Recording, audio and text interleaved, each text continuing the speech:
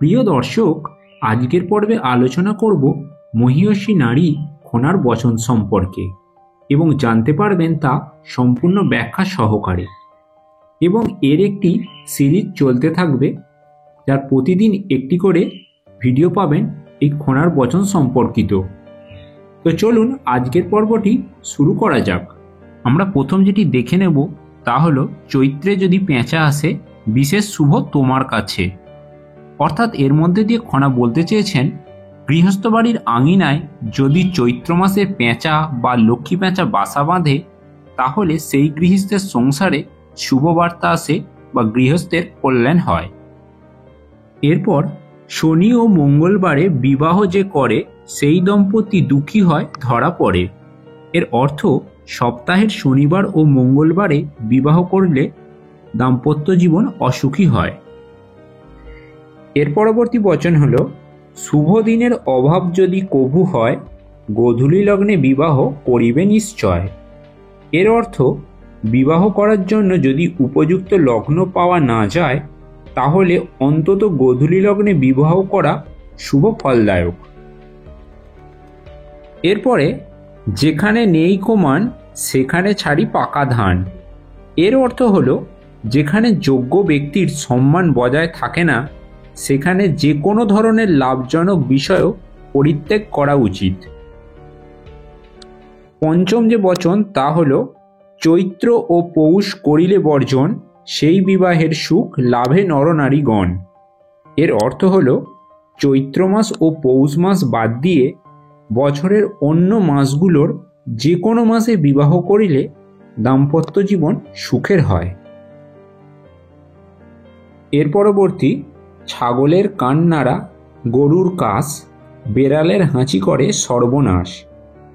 এর অর্থ, কোথাও যাত্রাকালে ছাগলের কান নাড়া বা গরুর কাশি এবং বিড়ালের হাঁচি যদি দেখেন, তো সেই যাত্রাকাল কখনোই শুভ হয় না। 7 নম্বর যে বচন তা হলো, কাকের মুখের ফল কর্মক্ষেত্রে সফল। অর্থাৎ কোথাও যাত্রাপথে যদি কাক পাখিকে মুখে ফল নিয়ে উড়ে যেতে দেখা যায়, তাহলে জানবেন সেই যাত্রার ফলাফল শুভ হয়।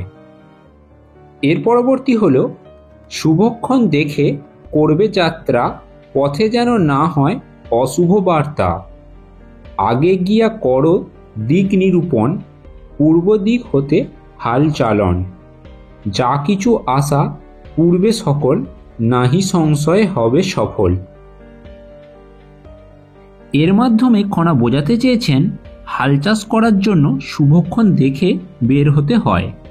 পথে যদি কোনো অশুভ সংবাদ পাওয়া যায়, তাহলে পুনরায় বাড়িতে ফিরে আসতে হয়। আবার তেমনি শুভক্ষণ দেখেই হাল চাষে যেতে হয়।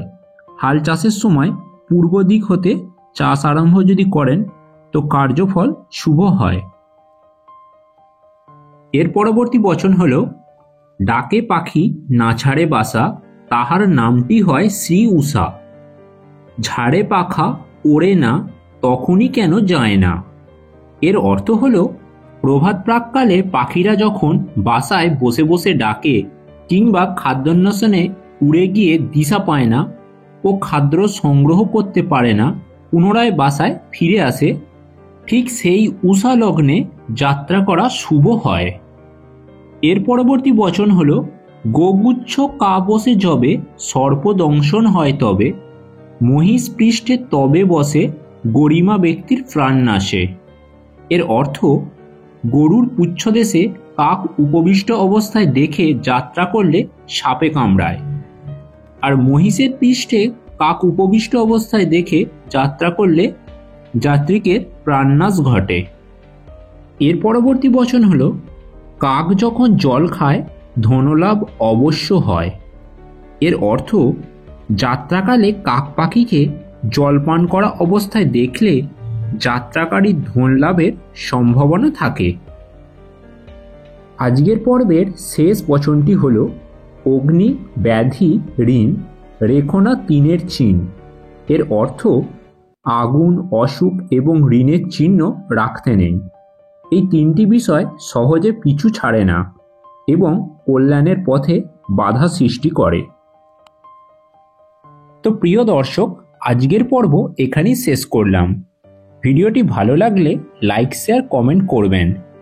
আর জ্যোতিষজ্ঞানী খনার সমস্ত বচনগুলো জানার জন্য বা শোনার জন্য চ্যানেলটি অবশ্যই সাবস্ক্রাইব করে রাখবেন।